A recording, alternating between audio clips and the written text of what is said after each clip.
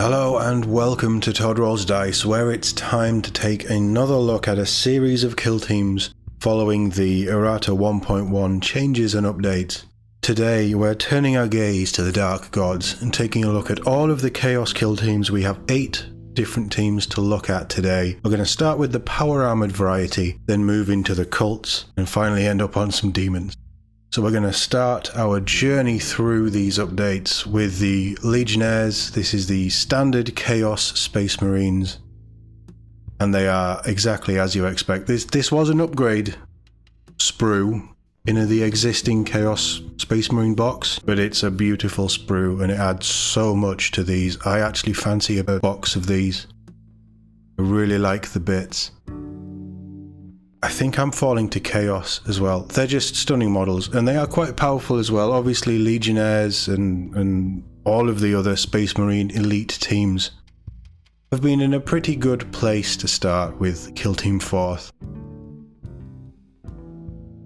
And after a lot of changes in the first errata by the looks of it, because I think they needed a bit toning down from what I gathered, we have no changes for Errata 1.1, so that's a nice easy start. How about we jump on to our next Space Marine or Chaos Space Marine kill team with the Nemesis Claw, everybody's least favourite Space Marine chapter. I only say that because a friend of mine is a big Night Lords fan, and we wind him up. Again, just a stunning set of models. I think this was another upgrade sprue. Yeah, this might have been another upgrade sprue. Not entirely sure. It might have been a full-blown box, or it could have been an upgrade sprue. But just fantastic. Again, there's stunning models, stunning paint jobs, and from what I've heard, they're pretty fun to run as well. And we're 2 for 2 on the no changes. In fact, they've had very little changes since the start of the edition, so that's good for my voice, because I'm already starting to feel it go. We've only just started recording. So how about we jump over to our next one? This is the Plague Marines. These are included in the brand new kill team starter set with the Angels of Death, and I quite like them. They have some fun rules. We covered these when the rules were officially released. Beautiful models. They were originally the Chaos Space Marine Heroes line. They were an exclusive in... I don't know if they were exclusive actually, but they were available in Europe. And I believe Japan as well. Really nice models. I've got these to build, and I think there'd be a team that I'd probably enjoy running as well. Let's have a little look if we have 3 for 3. We're doing well. No changes. So Plague Marines, and I think while they've had a few changes with Errata 1.0, I think because again they're in the starter box, I think like the Angels of Death, they're going to try and keep the Plague Marines fairly toned down, not making too many changes, but obviously there's been a couple previously, but this time they are still exactly as they were. Let's jump over to our final Power Armoured set of Brotherhood. This is the Warpcoven, the Thousand Suns. I hate these guys. I think they're beautiful models. I really do think they're beautiful models. I hate them. I hate Thousand Suns. It's probably Space Marine 2's fault. And I believe these aren't a boxed team. I'm just trying to think. They were a White Dwarf team originally, so I think it's just a mix and match of all things Tzeentchian. But let's see what changes we've had. Oh wow, okay. So we've had no changes previously, and now we have all the changes. So let's run through this. We've got faction rules changes, we've got strategy ploys, we've got firefight ploys, weapon changes, yeah, lots. Faction equipment as well, right, so let's go faction rules first. So the Boons of Tzeentch, Astral Bombardment, additional text added after last sentence. If you select Firestorm or Mindburn, Sorcerer of Warpfire, whenever that opponent performs the shoot action, select the Seek Light or Devastating 1 weapon rule. For that weapon to have until the end of the action, it cannot have both. Boons of Tzeentch, Astral Bombardment. What is Astral Bombardment in full? Astral Bombardment. Select one of this operative's psychic ranged weapons. The weapon has the Devastating 1 weapon rule. If you select a Doom Bolt, it has 2-inch Devastating 2 weapon rule instead of Devastating 2. If you select the Firestorm or Mindburn, this is the new bit, Sorcerer of Warp Fire, whenever the operative performs the shoot action, select the Seek Light or Devastating 1 weapon rule for that weapon to have until the end of the action. It can't have both. So is that a toning down then? Having never looked at these, I didn't know what they did to start with. Faction rules, Boons of Tzeentch, Master of the Immaterium, add to end. Note that for the Sorcerer of Temperion's Temporal Flux action, this boon only affects the distance in the first effect of that rule. Master of the Immaterium, let's bounce all the way back up. Master of the Immaterium, add 3 inches to the distance requirements of this operative's psychic actions that have a distance requirement. Note that for the Sorcerer of Temperion's Temporal Flux, this boon only affects the distance in the first effect of that rule. So the Temporal Flux is select one friendly Warpcoven operative visible to and within 6 inches of this operative and place your Temporal Flux marker within that operative's control range. At the end of the operative's next activation, if it hasn't been incapacitated and is still wholly within 6 inches of your Temporal Flux marker, remove that objective from the kill zone and set it back up in a location it can be placed. When it's set back up, it must have your Temporal Flux marker within its control range, or as close as possible. Then, remove your Temporal Flux marker from the kill zone. If the operative isn't wholly within 6 inches of your Temporal Flux marker, including if it's been incapacitated, remove the marker from the kill zone. This operative cannot perform this action while within control range of an enemy operative, or if your Temporal Flux marker is currently on the kill zone. So it just means you get the extra range the first part, so when you place the marker, I take it then. This is the other thing with Thousand Suns, they're incredibly wordy. Okay, I'm sure that'll make sense to someone. Strategic Ploys, Ethereal Warding, changed to read, whenever an opponent is shooting a friendly Warpcoven operative, weapons with the Piercing 1 weapon rule have the Piercing Crits 1 weapon rule instead. Ooh. Oh, that's a nice rule. A little bit of potential damage mitigation there. And that's the full thing. Right, cool. Nice. I like that. That's a really horrible thing to do to an opponent. I love it. Firefight Ploy's Psychic Cabal, additional text added after the last sentence. You cannot select a psychic ranged weapon that has been used by that other friendly operative during this turning point, and that other friendly operative cannot use the selected weapon during this turning point. So in full, Psychic Cabal. Use this Firefight Ploy when a friendly Warpcoven Sorcerer operative is activated. Select one other friendly Warpcoven Sorcerer operative visible to and within 9 inches of this operative, then select one of that other friendly operative's psychic unique actions or psychic ranged weapons for the first friendly operative to have until the end of the activation. I get it. You cannot select a psychic ranged weapon that has already been used by that other friendly operative during this turning point, and that other friendly operative cannot use this selected weapon during this turning point. So it's just a sharing of spells. Nice.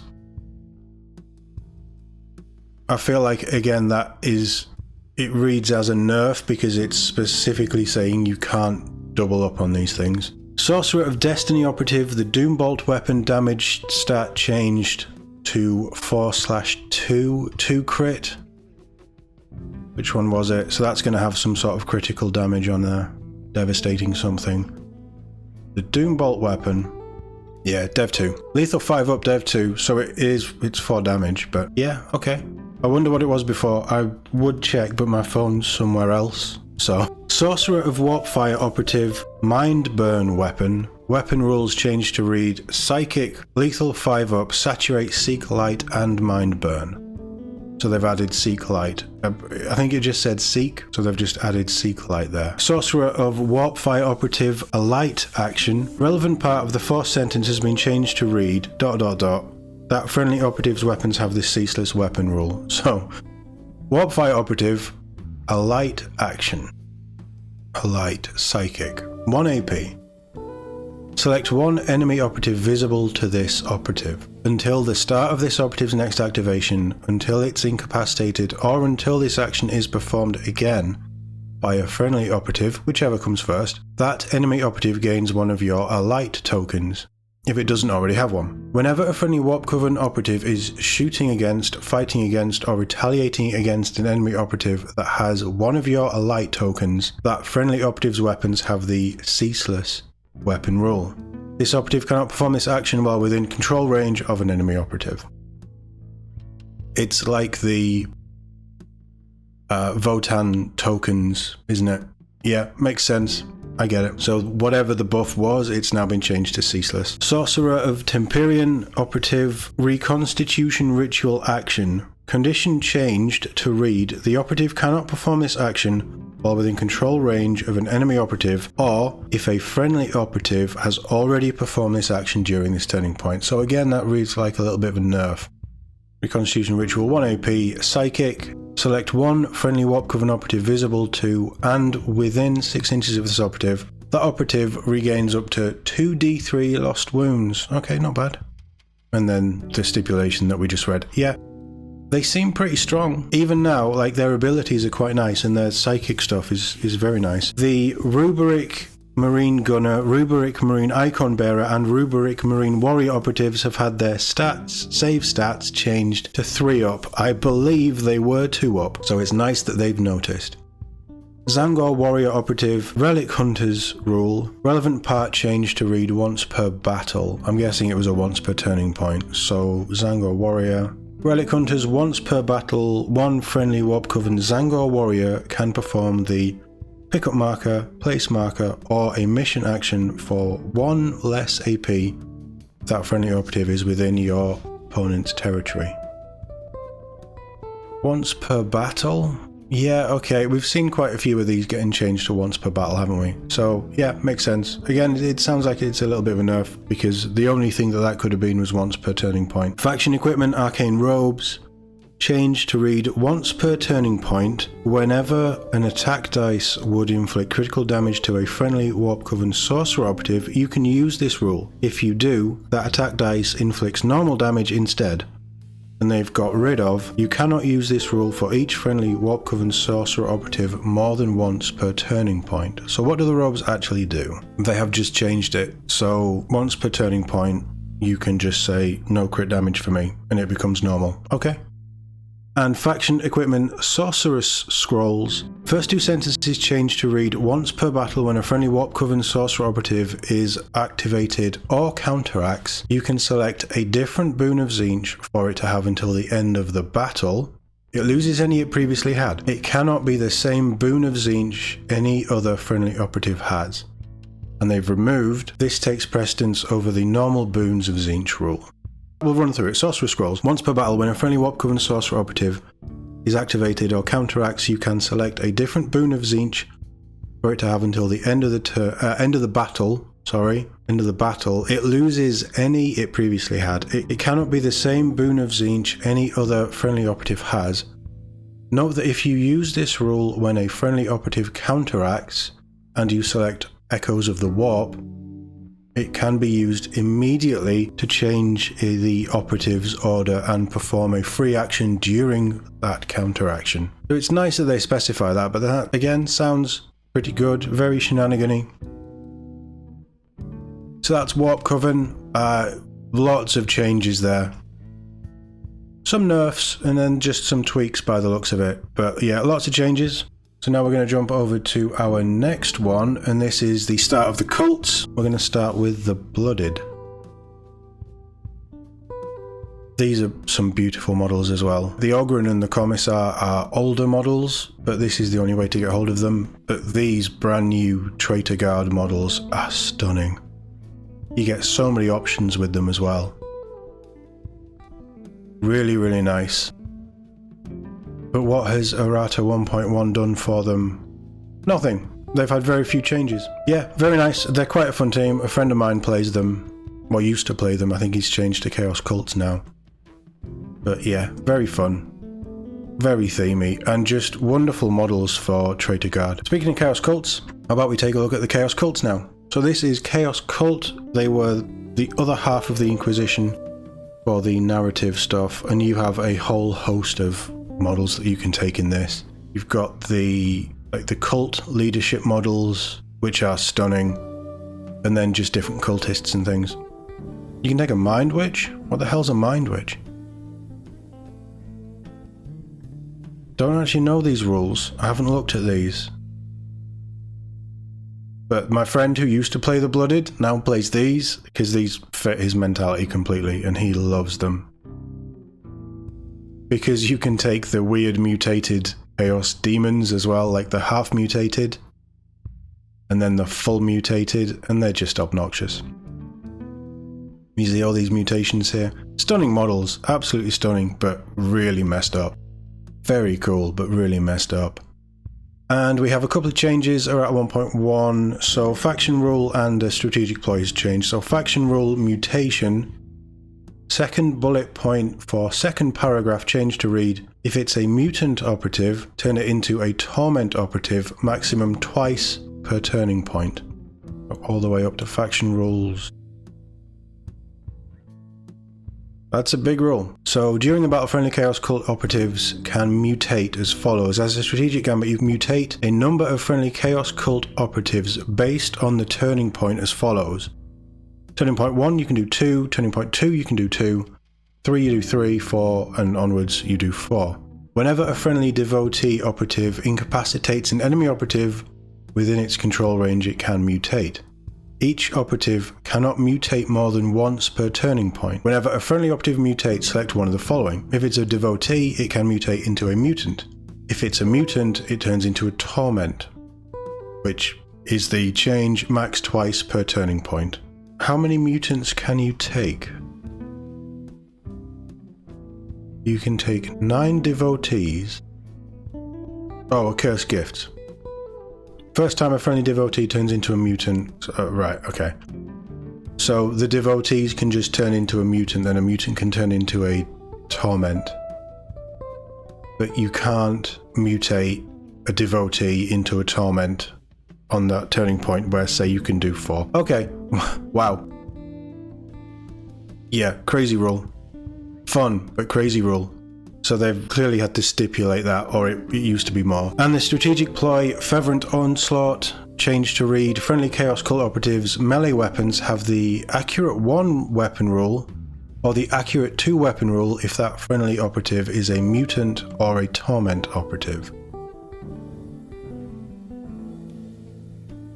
Which makes sense that they would just be better, and that's the full rule. Okay, a couple of changes there, nothing too serious.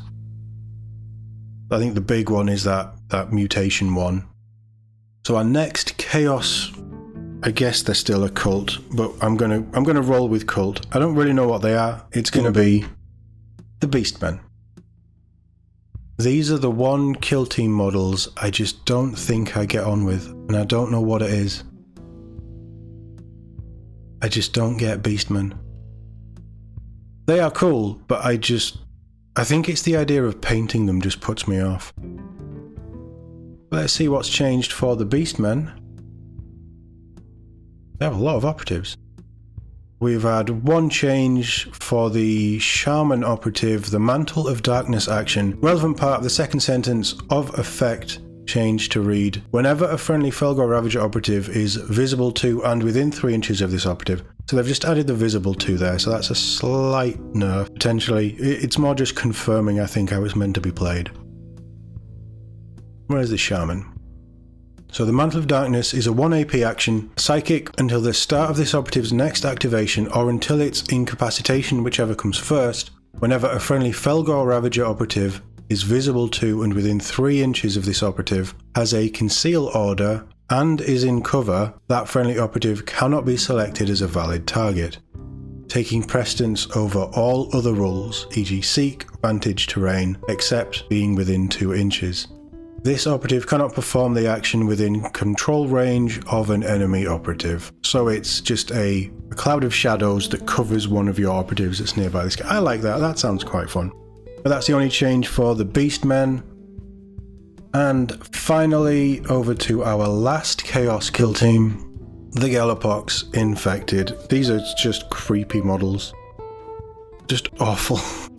They're just awful. I swear these give me nightmares. They're amazing, beautiful sculpts. And it's the mix of, you know, you've got 4 big operatives, you've got a couple of human size operatives. And then you've just got some little guys. Just annoyances. And then bugs and just nurgly stuff. Yeah, they're creepy.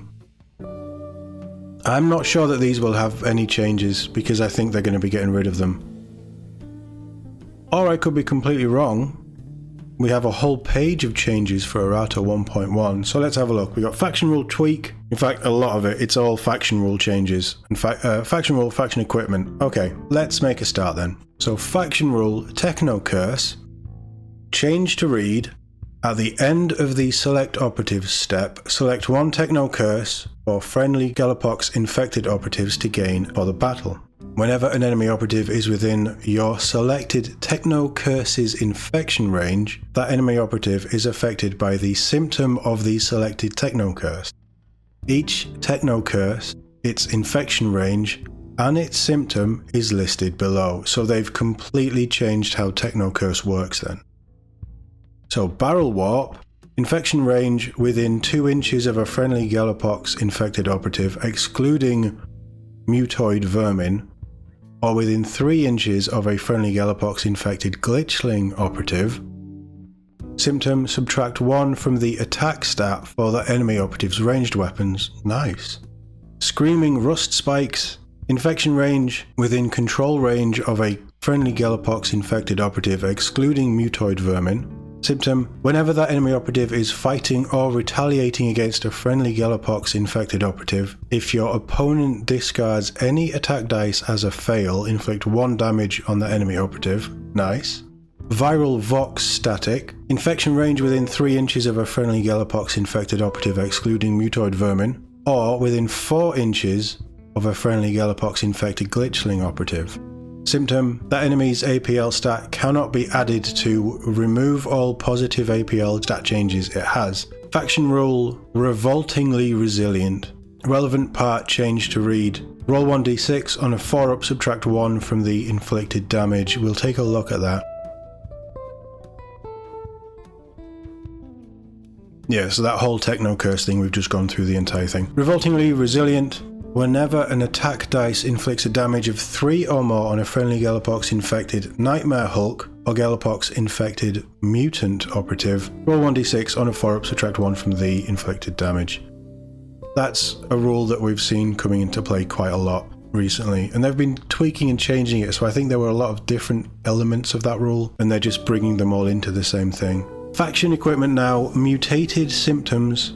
Final sentence change to read, note that if a rule refers to an enemy operative being affected by your selected Techno Curse rule, e.g. Vulgar Thrice Cursed, operatives spread the Glorious Gifts rule, it's affected by your additional Techno Curse rule too.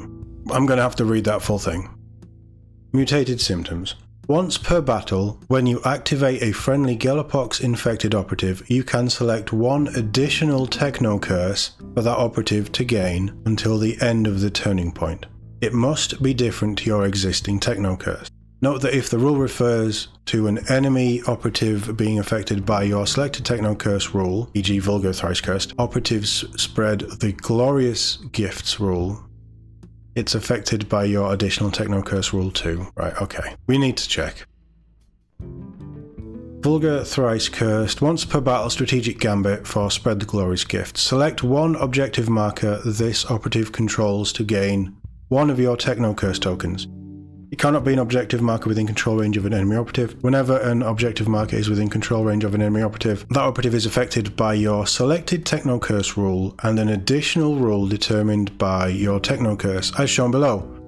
You cannot use this strategic gambit when this operative is within control range of an enemy operative. Barrel Warp, no additional effect. Screaming Rust spikes. The Techno Curse inflicts 2 damage on the enemy operative instead of 1. Nice. And Viral Vox Static, whenever the enemy operative is activated, subtract 1 from its APL until the end of the activation. Okay, that's cool. I think I see how all that comes into play. I mean, that is really just confirming that it also interacts with Thrice Cursed. Yeah, okay. And then finally, Faction Equipment, Plague Bellows. It's changed to read, whenever an operative is shooting a friendly Gellerpox Infected Nightmare Hulk operative that's more than 6 inches from it, you can retain one of your defense dice results of 3 as a normal success instead of discarding it. So it's the Hulks. What is the save on the Hulks? I'm guessing the Hulks have a 4-up save then. But it just, one of the dice can be a 3 and it counts as a save. I've gone right past them. No, they're 5-ups.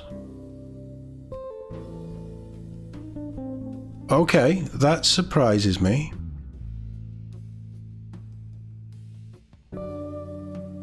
So that really improves one of your dice saves. That's cool. I like that. It's only 1 dice. That's pretty nice. Whatever it used to be, I don't know. But yeah, that's all of Chaos done. I don't know anybody, and you very rarely hear of anybody talking about the Gellerpox Infected. Probably because the models aren't available anymore. They've just vanished. You might be able to get them from third party, but they're not on the Games Workshop website. Let me know what you think of all the changes for the Chaos factions. Some teams have just not been changed. There's a couple of teams, obviously Warpcoven and then Gellerpox, who had substantial changes for many different things. Well, Gellerpox was more a big change to their faction rule, and then a few other little bits that were tweaked.